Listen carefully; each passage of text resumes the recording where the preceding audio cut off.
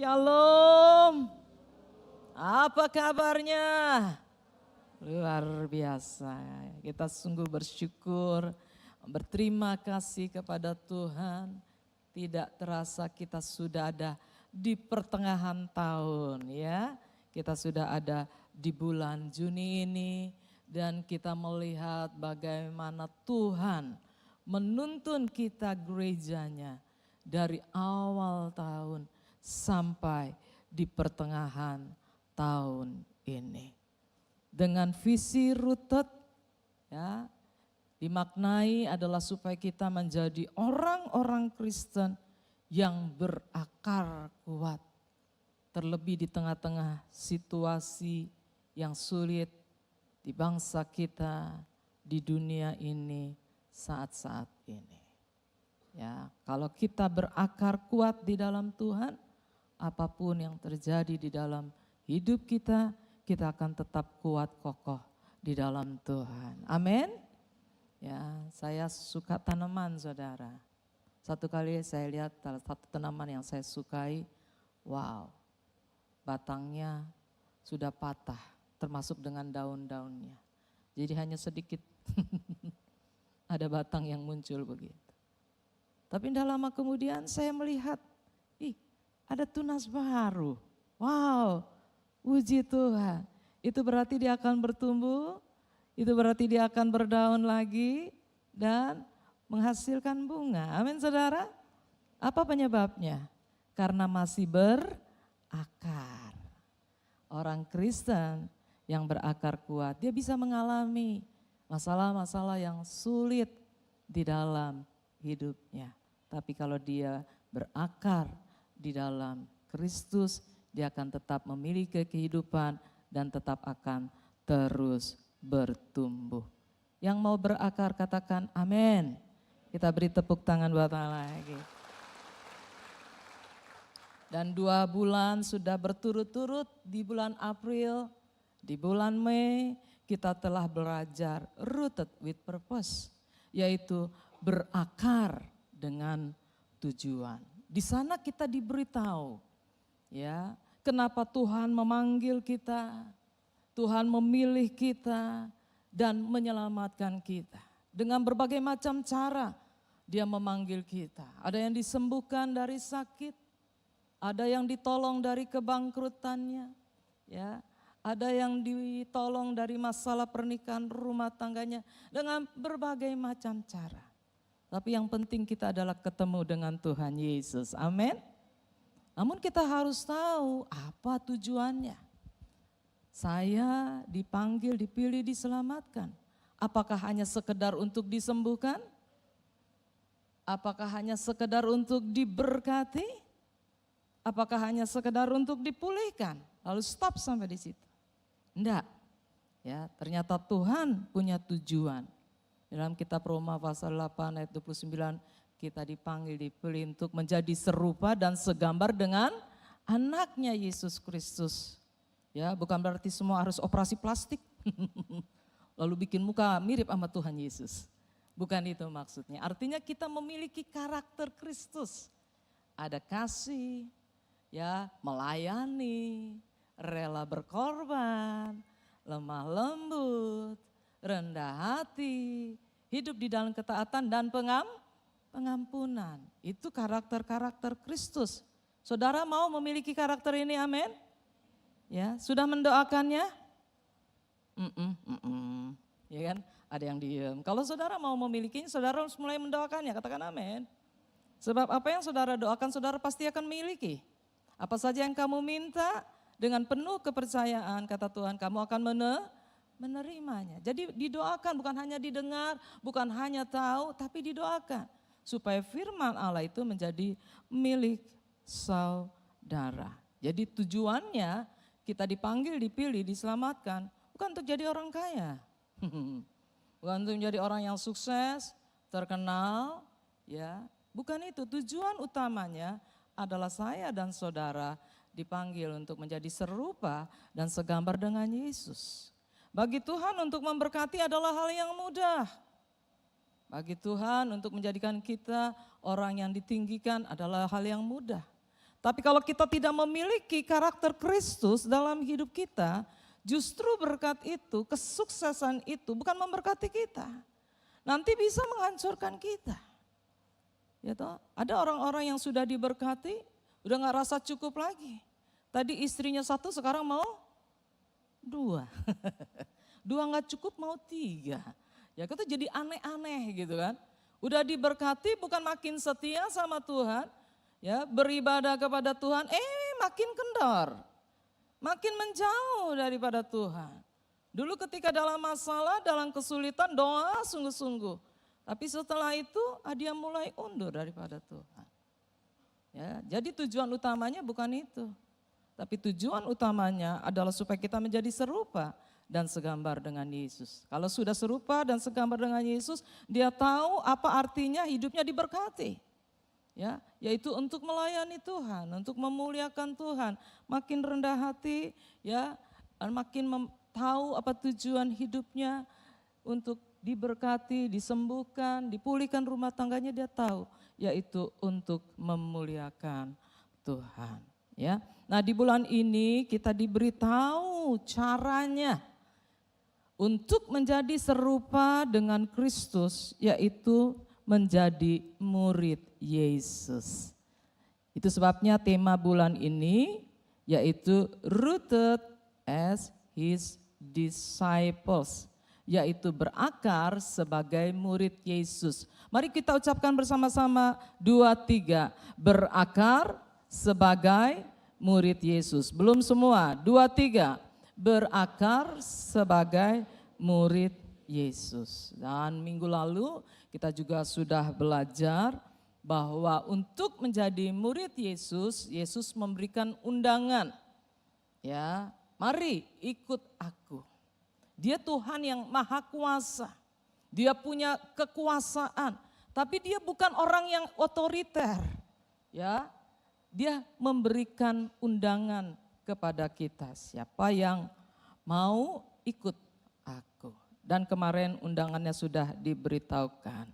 Dan kita bersyukur kalau kita bisa menerima undangan Yesus dan menjadi muridnya. Siapa yang mau menerima undangan Yesus dan menjadi muridnya?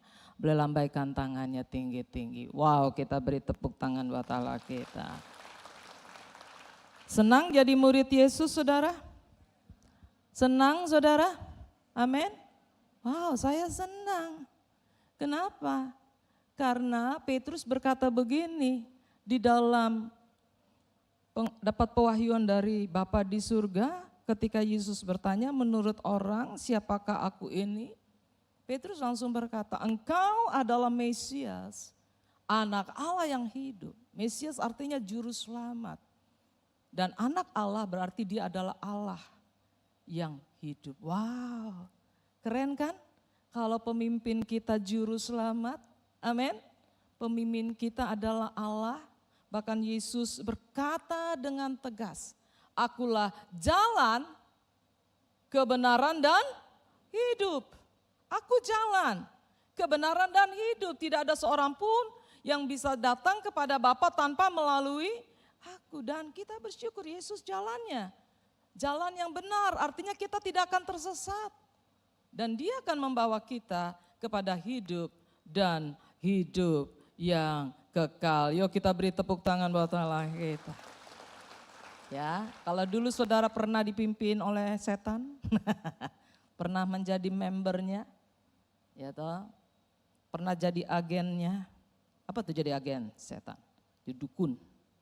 Jadi member, pernah pergi ke dukun, ya toh. Pernah pegang jimat-jimat. Itu artinya saudara apa? Memberi hidup diri dipimpin oleh roh-roh jahat. Ujung-ujungnya apa? Yohanes 10 ayat 10 katakan, pencuri datang hanya untuk mencuri, membunuh, dan membinasakan. Tapi kalau Yesus datang, dia datang untuk memberi hidup dan hidup yang berkelimpahan. Wow, kita beri tepuk tangan buat Allah kita. Sekali lagi saya tanya, benar mau ikut Yesus? Amin. Ya, dan minggu lalu Bapak Gembala Pastor David memberitahukan kepada kita ada tantangan yang terbesar waktu kita mau ikut Yesus. Bukan dari luar, tetapi dari dalam diri kita. Yaitu natur manusia kita yang sudah jatuh di dalam dosa. Sebelum manusia jatuh di dalam dosa, natur manusia itu ingin melakukan kehendak Allah. Mentaati Allah adalah sesuatu yang sangat menyenangkan. Mengikuti arahan Tuhan itulah yang mereka rindukan dan butuhkan. Tetapi setelah manusia jatuh di dalam dosa, naturnya berubah. Tidak lagi mau ikut Tuhan, dia mau jalan sendiri. Dan kitab Yesaya pasal 53 ayat 6 memberitahukan apa yang terjadi kalau kita jalan sendiri dan tidak mau ikut Yesus. Yesaya 53 ayat yang ke-6 mengatakan seperti ini. Kita sekalian dikatakan apa saudara? Sesat seperti domba. Masing-masing kita mengambil jalannya sendiri. Ini akibatnya kalau kita mau jalan sendiri, kita akan tersesat. Ya. Kita akan mengalami kerugian dalam hidup kita akan mengalami kegagalan, kita akan mengalami penderitaan dalam hidup kita kalau kita berjalan sendiri. Dan seringkali kalau kita sudah menderita, kalau kita sudah gagal, kalau kita sudah mengalami kerugian, kita salahkan Tuhan. Ya kan? Tuhan, kenapa ini terjadi dalam hidupku? Ya, kenapa rumah tanggaku begini? Kenapa usahaku begini? Terus Tuhan bilang, lu gak pernah nanya sama gua. Ya kan? Waktu mau cari pasangan hidup, jalan sendiri. Bukan tanya aku, tanya sama Facebook. Ya toh? Waktu mau bangun usaha, ada gak konsultasi sama Tuhan? Ya toh? Coba kalau kita ikut Yesus tuh mesti tanya Tuhan, amin. Iya, kalau kita tanya sama Tuhan, dia pasti akan tuntun kita, katakan amin. Saya dulu ketika pacaran sama Pak Wilan, saya tanya Tuhan, bukan tanya dia. Tanya Tuhan dulu nomor 1. Tuhan dia jodohku atau bukan? Jadi tanya betul-betul. Dan Tuhan bilang ya, beneran. Tuhan bilang ya, dan saya lanjutkan hubungan itu. Kalau Tuhan bilang ya, dia pasti akan pertemukan kita dengan orang yang tepat. Amin. Dia akan pimpin kita. Kenapa kami berdua ada di Pulau Kalimantan? Itu bukan maunya kami. Ketika Pak Wilan menerima Yesus sebagai Tuhan dan Juru Selamat dan menyerahkan hidupnya kepada Tuhan, Tuhan taruh Pulau Kalimantan di hatinya. Ya, Tuhan taruh Pulau Kalimantan di hatinya. Lalu kemudian dia menyerahkan hidupnya sekolah Alkitab. Setelah sekolah Alkitab, dia langsung ingin pergi ke Pulau Kalimantan. Waktu itu naik kapal laut. Kapalnya belum pergi, saya lihat, lah kok udah turun lagi. Ternyata dia bilang belum waktunya. Orang tuh kalau hidup dipimpin oleh Tuhan, tahu waktunya, amin. Ya belum waktunya. Lalu akhirnya kami pergi pelayanan, ya ke Manado, lalu ke Jakarta. Dan Tuhan atur melalui pemimpin, kok dibawanya, diutusnya ke Pulau Kalimantan. Itu kerennya Tuhan, amin saudara. Ketika kita menyerahkan hidup kita kepada Tuhan, di bawah pimpinan Tuhan, dia akan tuntun kita. Firman-Nya berkata, Tuhan menetapkan langkah-langkah orang yang hidupnya berkenan kepadanya. Dan kami memulai pelayanan hanya dengan 3 orang. 3 jiwa saja, 3 keluarga. Tapi sekarang sudah begitu banyak orang. Kenapa? Karena memang Tuhan juga sudah taruh visi. Waktu itu Pak Wilan didoakan dan saya melihat di agendanya. Akan ada banyak ribuan orang ada di bawah pelayanan. Dan saya melihat kalau Tuhan sudah berfirman, dia pasti akan menggenapinya. Amin. Dan saudara adalah orang-orang yang ada di dalam visi itu. Dan saya percaya Tuhan juga punya tujuan atas hidup saudara. Ayo kita beri kemuliaan buat Allah kita. Wow. Betapa indahnya kalau kita jalan bersama dengan Tuhan dan Dia mau menuntun hidup kita. Namun yang saya katakan tadi ada tantangannya, yaitu natur manusia kita yang jatuh di dalam dosa. Nah, sekarang bagaimana caranya agar kita bisa berhasil mengikut Yesus Kristus? Yuk kita baca bersama-sama sekali lagi Lukas 9 ayat 23, karena di sini ada rahasianya. Bagaimana caranya supaya kita bisa mengikut Yesus, menjadi pengikut yang sejati. Saudara mau ikut Yesus sungguh-sungguh, amin? Jangan setengah-setengah ikut Yesus. Ya, jangan asal-asalan ikut Yesus, tapi sungguh-sungguh ikut Yesus. Yuk kita baca bersama-sama, 2, 3. Katanya kepada mereka semua, dikatakan, setiap orang yang mau mengikut aku, yang pertama ia harus menyangkal dirinya, yang kedua memikul salibnya setiap hari, dan yang ketiga adalah mengikut aku. Jadi hari ini saya akan membahas langkah yang pertama, bagaimana supaya kita bisa mengikut Yesus dengan sungguh-sungguh, yaitu menyangkal diri. Minggu ke depan berbicara tentang memikul salibnya, dan minggu keempat kita akan bicara tentang mengikut aku. Jadi hari ini kita lihat yaitu tentang menyangkal diri. Slide-nya. Di sini dikatakan bahwa menyangkal diri itu adalah respon setelah kita mengambil keputusan dengan rela mau mengikut Yesus. Jadi jangan dengan paksaan ya, atau ikut-ikutan. Tapi dengan sukarela mengambil keputusan untuk mengikut Yesus, maka respon berikutnya adalah menyangkal diri. Kalau kita enggak mau menyangkal diri dan mau jalan sendiri, maka kita tidak dapat menjadi pengikut Yesus. Ya. Jadi kalau mau mengikut Yesus, maka responnya adalah menyangkal diri. Mari kita sama-sama lihat. Apa itu menyangkal diri? Ya. Menyangkal diri di sini dikatakan bukan berarti membenci diri. Bukan juga berarti menghukum diri sendiri. Karena ada orang yang punya pandangan yang salah. Oh, kalau menyangkal diri itu kita harus benci diri kita siksa diri kita hukum diri kita sendiri. Bukan, Tuhan enggak mengajarkan seperti itu. Kalau kita membaca di dalam Matius pasal 22 ayat yang ke-39, di situ Yesus mengajarkan tentang hukum kasih.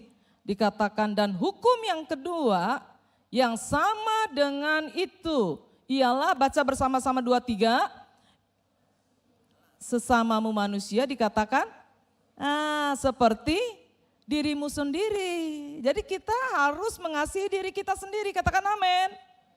Ya, bukan membenci diri, bukan menghukum diri, juga bukan mengasihani diri sendiri. Tetapi kita harus mengasihi diri kita, bertanggung jawab atas diri kita, merawat diri kita, jangan merusak tubuh ini, ya, jaga kesehatan kita. Itu namanya kita mengasihi diri, mencintai diri kita, tidak mencemari ya dengan hal-hal yang najis, yang tidak berkenan di hadapan Tuhan, yang dapat merusak hidup kita. Kalau kita ada berbuat salah, segera bertobat, segera berbalik, itu namanya kita mengasihi diri kita. Yang Tuhan enggak mau adalah kita mengasihani diri sendiri. Yaitu merasa diri paling malang, ya, bilang diri sial, ya, aku bodoh, aku enggak bisa berhasil. Nah, itu namanya mengasihani diri sendiri. Udah salah lalu nyalain orang lain lagi. Ya, nah itu namanya mengasihani diri sendiri. Nah Tuhan gak mau kita seperti itu. Tuhan mau kita mengasihi diri.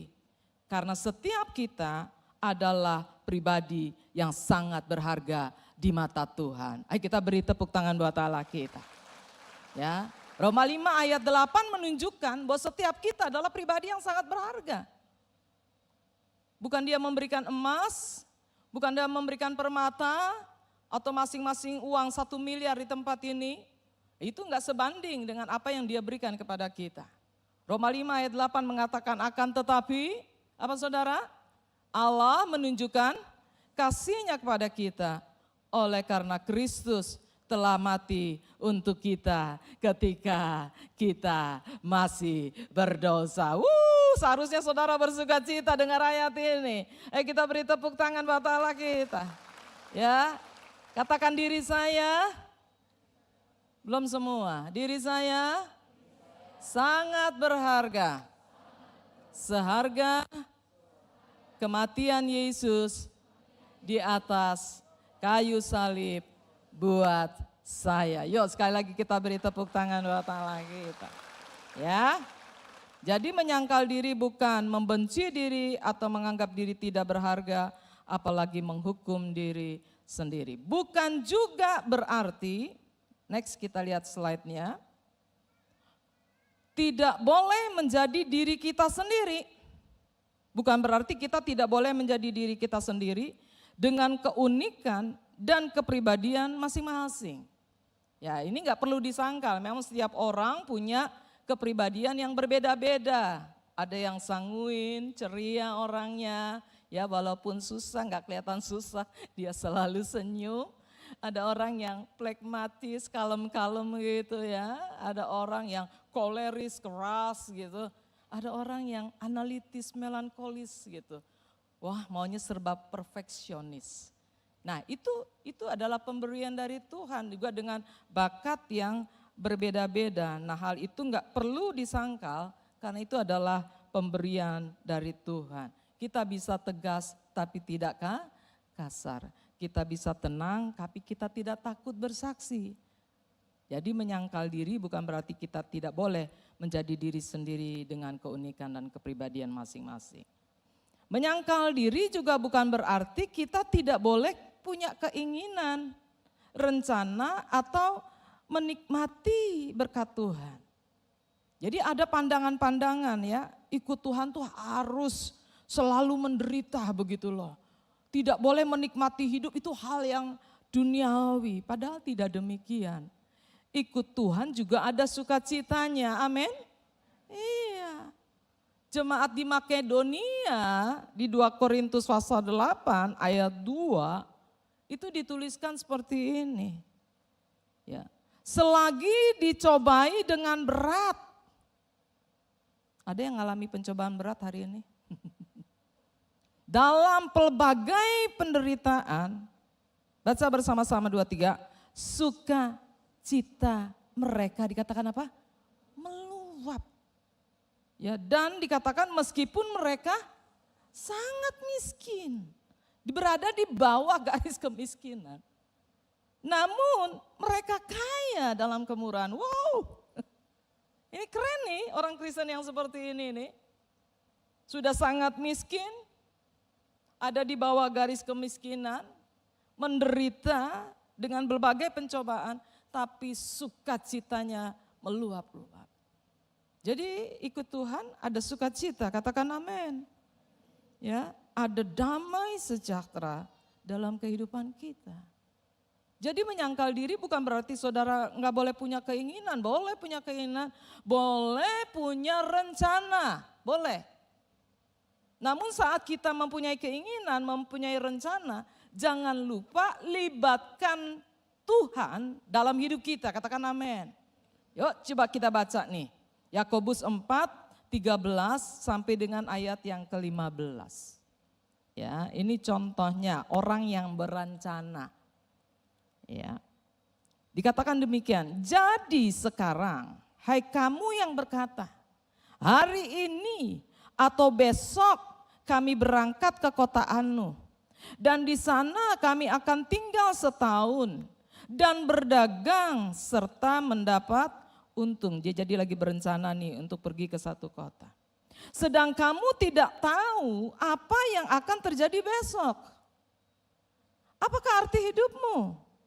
Hidupmu itu sama seperti uap yang sebentar saja kelihatan lalu lenyap. Nah, ini yang harus kita katakan dalam perencanaan kita. Yuk baca bersama-sama 2, 3. Sebenarnya kamu harus berkata apa? Jika Tuhan menghendakinya, kami akan hidup dan berbuat ini dan itu. Amin saudara? Ya. Jadi menyangkal diri bukan berarti saudara nggak boleh punya rencana atau keinginan. Boleh punya rencana, boleh punya keinginan. Sama seperti Yesus. Dia juga menyatakan keinginannya ketika di Taman Getsemani. Dia berdoa begini, Tuhan kalau boleh, dikatakan apa? Biarlah cawan ini berlalu dari padaku, tapi bukan kehendakku yang jadi, melainkan kehendakmu yang jadi. Jadi Yesus juga menyatakan keinginannya. Walaupun dia tahu sebenarnya kehendak Bapa. Ya dia nyatakan keinginannya. Tapi ditutup dengan kalimat, biarlah kehendakmu yang terjadi. Karena kehendak Bapa adalah kehendak yang terbaik untuk kita semua.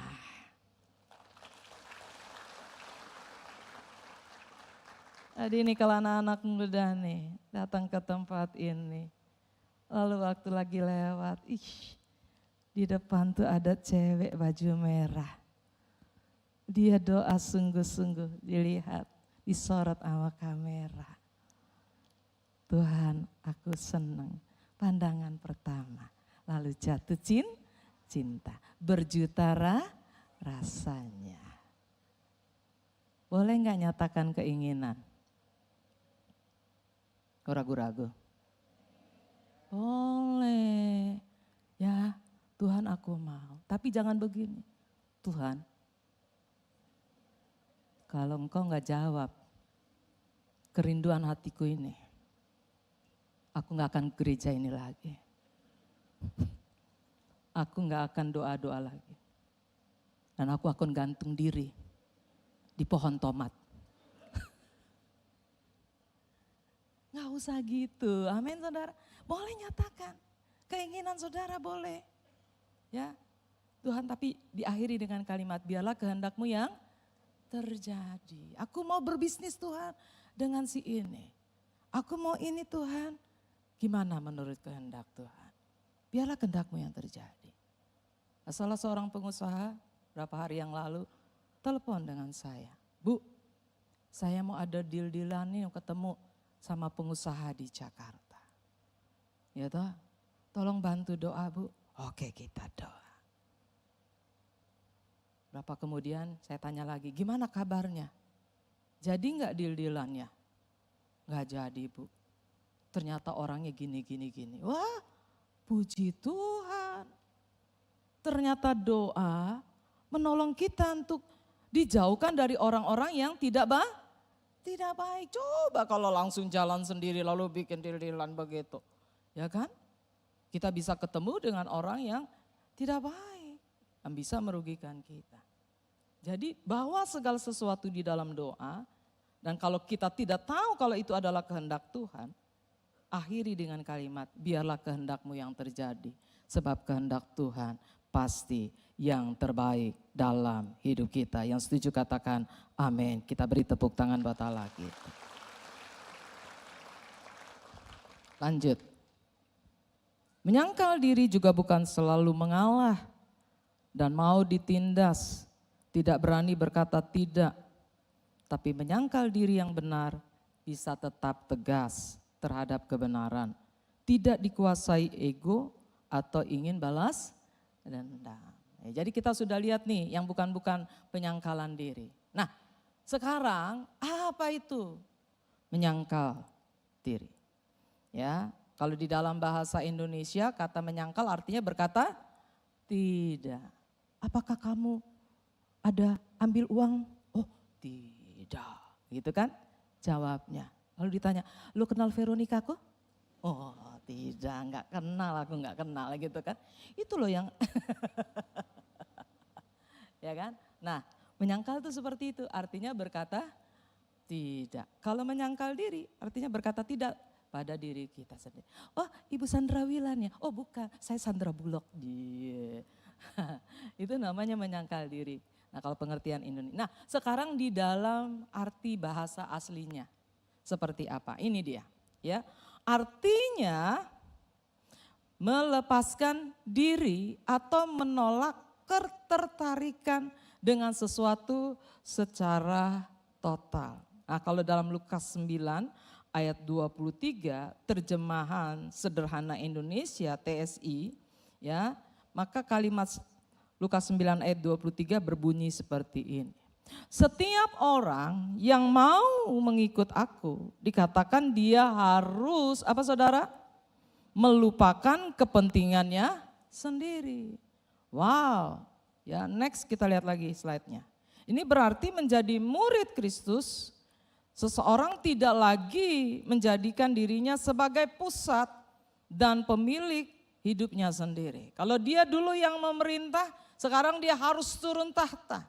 Ya, biarkan Yesus yang memerintah dalam hidupnya. Lalu menyerahkan hidup sepenuhnya kepada Tuhan agar dipakai bagi kehendaknya dan menjadi berkat bagi orang lain. Yang setuju katakan amin. 2 Korintus 5 ayat 15 mengatakan demikian. 2 Korintus 5 ayat yang ke-15. Yuk kita baca bersama-sama 2, 3. Dan Kristus telah mati untuk semua orang, supaya mereka yang hidup, kita yang hidup dikatakan tidak lagi hidup untuk dirinya sendiri. Tetapi untuk siapa? Untuk Dia yang telah mati dan telah dibangkitkan untuk mereka. Yuk kita beri tepuk tangan buat Allah kita. Apa tuh artinya ayat ini? Artinya gini, kita dikembalikan kepada posisi kita yang semula. Manusia itu kan diciptakan oleh Dia, untuk Dia, bagi Dia. Mike ini diciptakan oleh penciptanya agar supaya suara saya bisa sampai ke belakang, bisa dapat didengar. Itu tujuannya, betul? Bisa untuk ngulek cabai? Bisa juga, ya kan? Ya, bisa juga untuk ngulek cabai. Tapi apa yang terjadi dengan alat ini? Hah? Rusak alat ini. Karena tidak dipakai seperti apa yang penciptanya mau. Jadi kalau kita ya toh tidak setujuan dengan Allah, kalau kita memakai hidup kita tidak seperti apa yang diinginkan Allah, kita tidak akan menemukan makna arti hidup yang sebenarnya. Tapi kalau kita tahu untuk siapa kita diciptakan, untuk apa kita ditebus oleh darah Yesus Kristus adalah untuk Yesus Kristus. Disitulah kita akan menemukan makna hidup yang sesungguhnya dan hidup kita akan menjadi bahagia. Kita beri tepuk tangan buat Allah kita. Ya, dikatakan menyerahkan hidup sepenuhnya kepada Tuhan. Lalu dikatakan menyangkal diri adalah menundukkan setiap keinginan kepada kehendak Kristus dan menjadikannya pusat kehidupan kita. Menyerahkan hidup, menundukkan diri setiap keinginan kita pada kehendak Kristus. Kenapa orang Kristen sulit untuk menyerahkan hidup? Ketika Pak Wilan berkata kepada cicinya, jadi setelah dia mengalami perjumpaan dengan Tuhan, terjadi perubahan di dalam pikirannya. Dari ingin jadi orang kaya, lalu ingin melayani Tuhan.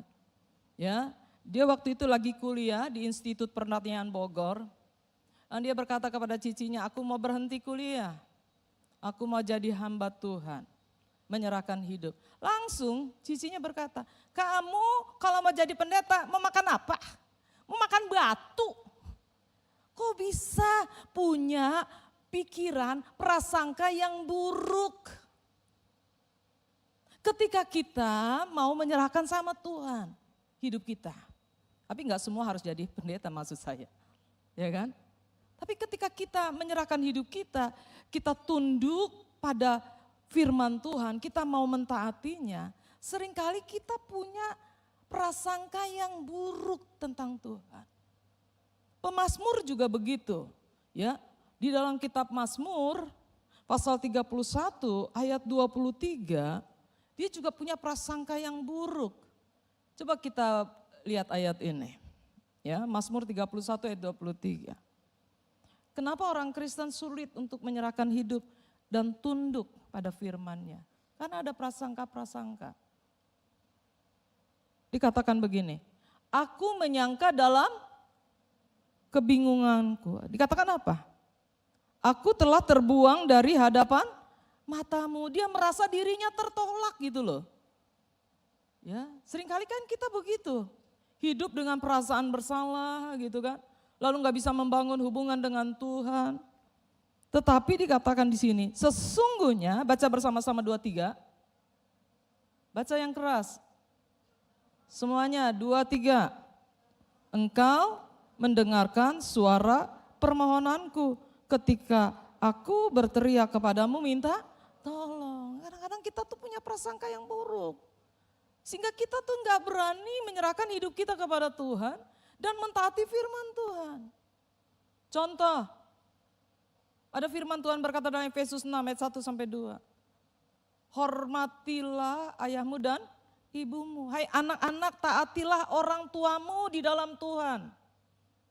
Karena haruslah demikian. Anak yang masih ada di bawah pengaruh didikan, pemeliharaan orang tua, harus lakukan ini. Efesus 6 ayat 1-1-nya. Hai anak-anak, taatilah orang tuamu di dalam Tuhan. Tapi kalau anak itu sudah dewasa, sudah mandiri, sudah mengambil keputusan, sudah bisa mengambil keputusan. Di Indonesia kira-kira umur berapa ya? 18-21 tahun kali ya. Oke. Apa yang harus dilakukan? Hormati ayah dan ibumu. Supaya apa? Supaya kamu bahagia dan panjang umurmu di bumi. Tapi waktu baca ayat itu, ada yang berkata, gue mau muntah rasanya. Ya kan? Kayaknya kalau bisa ayat ini gak ada di dalam firman Tuhan. Kenapa? Kenapa tidak mau melakukan itu? Karena punya trauma. Karena punya pengalaman yang buruk dengan orang tua. Sehingga sulit ketika tahu firman Tuhan ini, untuk menundukkan diri pada firman Tuhan ini, untuk melakukannya, karena sudah ada prasangka yang buruk, sudah ada pikiran yang negatif, sudah ada trauma-trauma akibat perlakuan-perlakuan yang buruk, kejadian-kejadian yang buruk yang dialami bersama dengan orang tua, sehingga dia tidak dapat melakukan firman Tuhan. Itu sebabnya dia tidak pernah bisa berada di bawah berkat Tuhan. Selalu gagal, selalu tidak bisa berhasil dalam hidupnya. Kalau kita lihat di TikTok ya, orang-orang yang di luar Tuhan aja memberitahukan rahasia keberhasilan mereka adalah salah satunya hormat sama orang tua, betul? Banyak kan yang cerita begitu. Tapi kita kenapa nggak bisa? Ya itu yang saya bilang tadi. Karena kita punya prasangka yang buruk, kita punya pikiran, gambaran yang buruk. Sehingga kita nggak mau melakukannya. Karena hati yang terluka. Dan kita nggak tahu cara menyelesaikannya. Saudara, kalau nggak saudara hormati orang tua saudara, itu susah.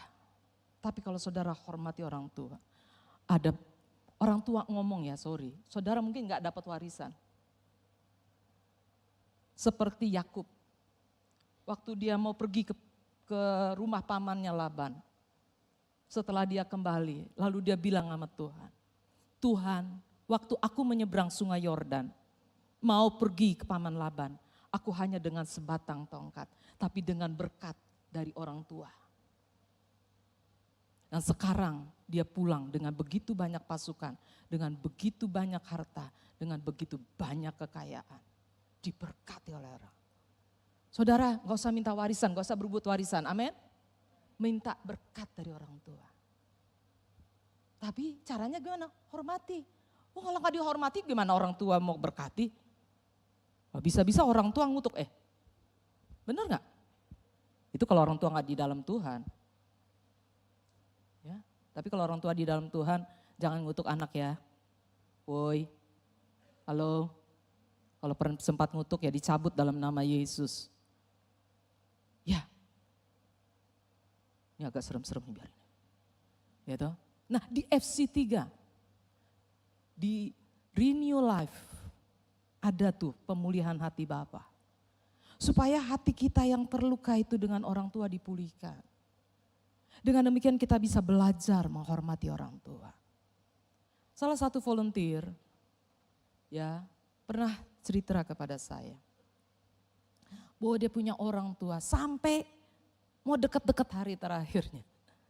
Aduh hidupnya tuh alamak ya. Kalau dia cerita saya juga rasanya ikut malu.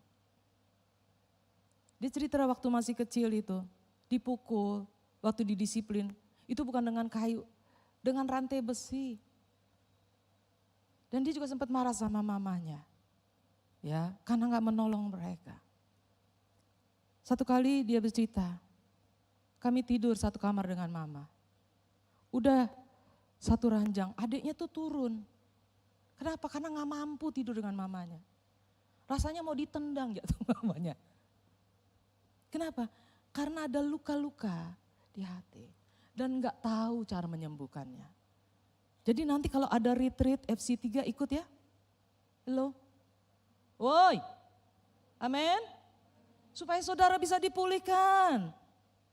Supaya saudara bisa mentaati firman Tuhan.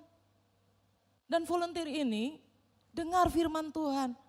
Ketika saya ajarkan, pernah kami mengajar tentang khusus menghormati orang tua. Dia melakukannya. Jadi dia cerita sama saya, dia bilang Bu waktu orang tua saya sakit. Ya kan? Dia tetap melayani orang tua. Walaupun sulit, walaupun susah. Dia ambil firman Tuhan itu di dalam mulutnya. Dia berkata, hormati. Jadi orang tuanya tuh kalau sakit pun marah-marah. Ya kan, jadi anaknya tuh agak kesal. Tapi dia bilang, aku ambil keputusan Bu untuk melakukan firman Tuhan. Dia berkata, hormatilah ayahmu dan ibumu. Sambil pakaikan baju papanya. Sambil melayani orang tuanya. Kenapa? Karena dia selalu belajar untuk mengampuni. Dia belajar untuk mentaati firman Tuhan. Dan saya lihat hidupnya diberkati oleh Tuhan. Dia jual pakaian. Dia cerita. Orang tuh sekarang kalau saudara pergi ke tempat misalnya ke Nusa Indah 1 atau kemana. Kadang-kadang kan orang, Bu mampir Bu gitu kan ya. Undang-undang supaya belanja. Dia cerita sama saya. Tokonya tutup pun minta orang buka. Mau belanja. Ya, hari Minggu pun tutup. Tolonglah, saya mau ibadah, tolong buka sebentar aja. Hanya untuk belanja. Dikejar berkat saudara. Amin. Jadi, yuk minta dipulihkan hari ini. Ada istri-istri yang juga susah tunduk. Kenapa? Karena lihat orang tua. Jadi dia berkata, aku gak mau tunduk kepada suamiku. Karena apa? Lihat kelakuan papanya. Waktu lihat firman Tuhan itu, tunduk pada suami. Wah. Jadi semua bermula itu dari hubungan di waktu masih kecil. Jadi semua itu bisa membuat prasangka-prasangka yang buruk. Sehingga kita tidak berani mentaati firman Tuhan. Tidak mau melakukan firman Tuhan. Dan tidak mau menyerahkan hidup kita kepada Tuhan. Yuk minta disembuhkan, dipulihkan oleh Tuhan. Amin. Ya, hari ini kalau saudara sambil firman Tuhan ini saya sampaikan. Masih ada luka-luka di hati saudara. Masih ada trauma-trauma dalam hidup saudara. Prasangka-prasangka yang buruk. Buang dalam nama Yesus. supaya saudara dapat melakukan firman Tuhan. Katakan amin. Dan dikatakan demikian, Tuhan memakai proses sehari-hari untuk menjadikan kita semakin serupa dengan Kristus. Jadi penyangkalan diri itu bukan sekali, tapi setiap hari, karena Yesus berkata, kalau kamu mau mengikut aku, ya, sangkal dirimu, pikul salib setiap hari. Jadi menyangkal diri itu bukan sesekali, ya, atau bukan satu kali aja, tetapi setiap hari. Katakan setiap hari. Karena kemuridan di sini dikatakan, ya kan? Lanjut lagi ada, oke. Next. Ya, kemuridan dibentuk melalui keputusan-keputusan kecil setiap hari. Jadi saya mau pakai baju nih, bajunya yang seperti ini keputusan saya. Hari ini saya mau melayani, ini adalah sebuah keputusan. Dan kalau saudara beribadah pada hari ini, saudara juga sudah membuat keputusan dan itu adalah keputusan yang baik. Yuk kita beri tepuk tangan dulu. Ya. Kita akan selalu membuat pilihan-pilihan. Pilihan yang baik akan membangun masa depan yang baik. Katakan amin. Pilihan yang buruk akan membuat kita mengalami hal-hal yang buruk. Dan saya ingin bertahu, di dalam diri kita selalu akan ada pertentangan. Kita buka Galatia pasal 5 ayat yang ke-17. Mari kita sama-sama lihat firman Tuhan ini. Karena kita akan membuat keputusan-keputusan dalam hidup kita. Yuk baca bersama-sama, 2, 3. Sebab keinginan daging dikatakan apa saudara? Berlawanan dengan keinginan roh. Dan keinginan roh berlawanan dengan keinginan daging karena keduanya bertentangan. Jadi tadi saya katakan, ketika manusia jatuh di dalam dosa, natur manusia berubah. Bukan ingin mentaati Tuhan, tetapi memberontak kepada Tuhan. Itu yang disebut namanya keinginan daging. Lalu dijelaskan dalam Galatia 5 ayat 19 sampai 20. Apa saja keinginan daging, percabulan, kecemaran, hawa nafsu, penyembahan berhala, sihir, perseteruan, perselisihan, iri hati, amarah, kepentingan diri sendiri, kedengkian, ya, kemabukan, pesta pora, itu semuanya termasuk dalam keinginan daging. Natur manusia itu seperti itu setelah jatuh dalam dosa. Tapi kabar baiknya adalah ketika kita menerima Yesus sebagai Tuhan dan Juru Selamat dalam hidup kita, kita menerima satu keinginan yang baru. Amin. Natur yang baru di dalam Yesus yang disebut dengan keinginan roh. Yaitu suka kasih, sukacita, damai sejahtera, kesabaran, kemurahan, kebaikan, kesetiaan, kelemah lembutan dan penguasaan diri. Jadi di dalam diri kita, sebagai orang Kristen, orang yang percaya kepada Yesus dan menerima Yesus, kita harus memahami ini, bahwa ada selalu pertentangan di dalam diri kita. Yaitu antara keinginan daging dan keinginan roh. Selalu akan bertentangan dan menjadi pergumulan dalam hidup kita. Sebelum saudara bertobat dan terima Yesus, mencuri adalah hal yang menyenangkan. Betul enggak?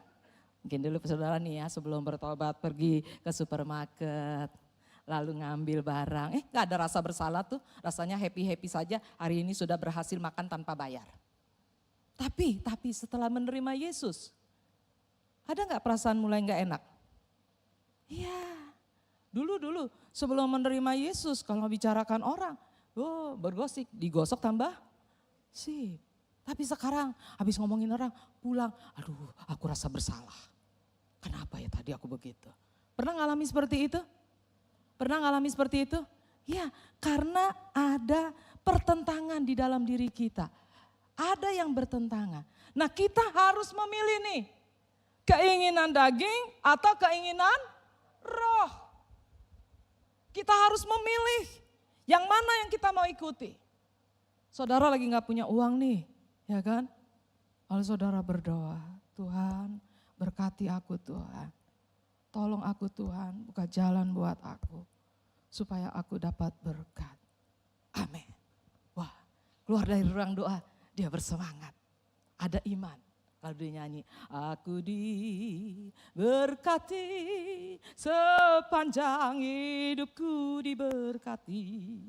Waktu bangun pagi hari, siang berganti malam, aku lagi jalan ketemu dompet. Haleluya. Wah, ada suara yang berkata, rohani nih suaranya, kamu tadi pagi sudah berdoa dengan iman. Dan sekarang kamu menemukan dompet. Bukalah, itu berkat dari Tuhan. Dia ambil, dia buka. Ada yang merah-merah. Uang rupiah 100.000. Terus ada dolar lagi. Amerika, dolar Singapura. Seneng gak?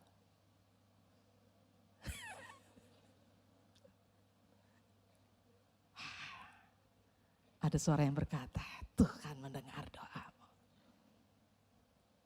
Tapi ada yang lagi yang berkata, lah itu ada KTP di dalamnya. Ada tanda pengenalnya, ada alamat rumahnya. Jangan diambil. Ya kan? Betul enggak? Ya kan? Pulangkan. Nah sekarang ada 2 Nah ngalami begitu enggak? Pernah ngalami kayak gitu? Dengar mana? Dengar mana? Halo? Aduh Tuhan tolonglah umatmu ini dalam memilih. Pilih mana? Halo? Bener nih?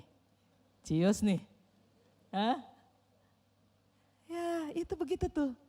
Nah waktu saudara memilih untuk memulangkan, ketika saudara mentaati keinginan roh, saudara sedang maju. Amin.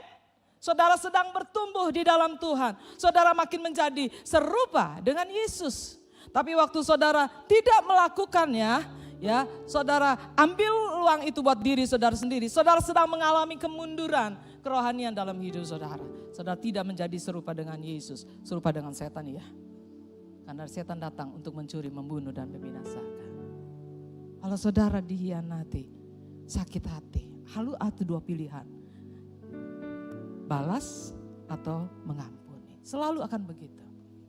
Ya, jadi di sini dikatakan kemuritan dibentuk melalui keputusan-keputusan kecil setiap hari karena selalu ada pertentangan. Tapi setiap ketaatan melatih hati kita untuk mengikut Kristus dan kesetiaan dalam hal kecil membentuk karakter seorang murid. Kita tutup dengan ayatnya Lukas 16 ayat yang ke-10. Kita baca bersama-sama. 2, 3.